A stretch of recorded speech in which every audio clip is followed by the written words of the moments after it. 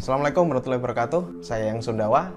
Hari ini kita ngobrol santai lagi dan saya ingin membahas sebuah kalimat yang saya rasa Anda sering mendengar ya, yaitu kita adalah apa yang kita pikirkan. Anda adalah Anda yang pikirkan. Saya adalah apa yang saya pikirkan. Ini bukan kata-kata yang, bukan kalimat yang jarang kita dengar, tapi ini sering banget kita dengar. Nah, artinya ketika kita bilang tidak bisa, maka jawabannya ya kita tidak bisa. Pikiran bawah sadar kita akan setting. Jadi pikiran bawah sadar itu pinter banget ya. Pikiran bawah sadar itu akan membentuk sebuah persepsi. Apa yang kita pikirkan, apa yang kita ucapkan, itu akan programming pikiran bawah sadar. Dan ketika kita bilang ini sulit, maka pikiran bawah sadar akan setting programnya menjadi sulit. Sehingga kita tidak akan menemukan solusi dari permasalahan tersebut. Tetapi ketika kita punya pemikiran yang, misalkan kita nemui sebuah kerjaan yang sulit, habis itu kita mencoba untuk melakukan atau kita berpikir ini kayaknya bisa deh, maka pikiran bawah sadar akan mencoba atau mencari formulasi di dalam pikiran bawah sadar kita agar bagaimana itu menjadi bisa. Oleh karena itu ini dianggap penting juga penting, nggak penting juga nggak penting, tapi bagi saya penting. Ini masuknya ke dalam mindset. Ini teman-teman, sebelum kita lanjut ya, teman-teman bisa nuliskan doa terbaik di komentar di bawah agar diaminkan oleh ratusan ribu viewer channel ini. Berbicara tentang hal ini teman-teman, kita belajar dari yang namanya belief system. Belief system itu apa mas? Belief system itu adalah sistem kepercayaan yang sudah kita bangun sejak dini. Kenapa sih anak orang kaya ya, itu biasanya kalau dia misalkan pinter, meniru dari orang tuanya dan sebagainya, biasanya dia tuh cepet juga jadi kaya. Walaupun mohon maaf, misalkan orang tuanya kaya itu bangkrut dan dia harus mulai dari nol, itu bangkitnya bisa cepet banget. Kenapa? Karena orang tuanya sudah mengajarkan belief system ke anaknya. Belief system itu apa mas? Belief system itu percayaan yang sudah dibangun sejak dini ya, oleh biasanya input dari orang tua. Kalau orang tuanya memasukkan input yang salah kepada anaknya, maka itu akan menjadi belief system yang error, gitu ya. Sehingga, contoh nih, biasanya kalimat yang ditanamkan kepada anak itu gini, golek duit itu angel, kalau dalam bahasa Jawanya. Kalau bahasa Indonesianya, cari uang itu susah. Itu akan membentuk sebuah belief system atau kepercayaan kepada anak tersebut. Oh iya rek, oh iya deng, cari uang susah, kata orang tua saya. Dan itu akan menanamkan sebuah kepercayaan yang luar biasa. Sehingga program pikiran bawah sadar akan tersetting terprogram bahwa cari uang itu susah. Bagaimana kalau misalkan orang tuanya menambahkan kalimat ini? Nak, kalau punya uang, disimpan ya, cari uang itu susah. Tapi akan jadi mudah banget kalau kamu ngerti caranya. Cuma ditambahi aja kalau kamu ngerti caranya. Sehingga si anak ini akan berpikir gimana caranya cari uang mudah. Belief sistemnya pun, pikiran bawah sadarnya pun akan ngeset gimana caranya cari uang mudah. Paham ya maksud saya? Ini terjadi pada banyak teman-teman saya dan pada diri saya dulunya. Saya bukan dilahirkan dari orang tua yang kaya, cukup dalam arti nggak terlalu kaya banget, tapi nggak terlalu kekurangan banget ya. Alhamdulillah kalau saya bilang cukup.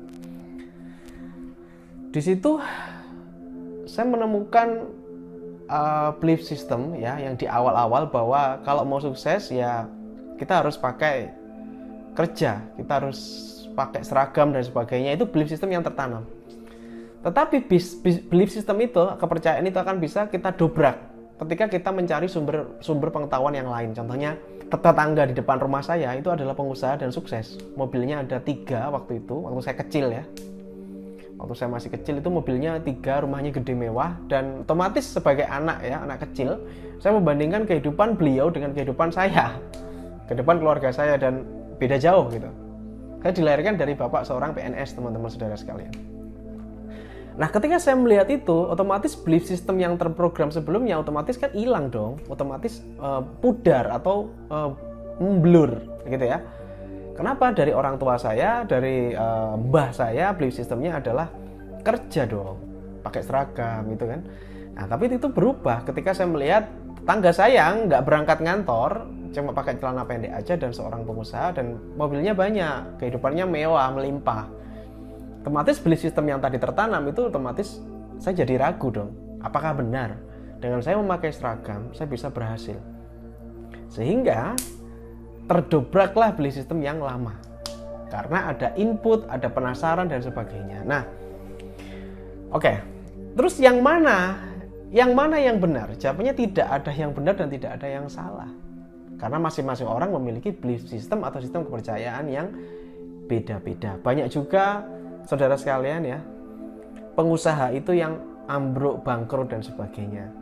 Banyak juga yang karyawan itu juga kaya, juga punya penghasilan yang melimpah, income-nya gede gitu ya, ada mobil dan sebagainya, banyak juga. Yang artinya kita tidak bisa membandingkan satu orang dengan orang yang lainnya. Jadi gini, kayak sawang sinawang gitu loh. Sawang sinawangnya dengan apa? Tentu saja dengan batasan-batasan yang kita miliki. Karena kita manusia biasa, tentunya kita memiliki batasan. Disitulah akhirnya saya berpikir saya harus menemukan jati diri saya sendiri. Saya harusnya itu jadi apa?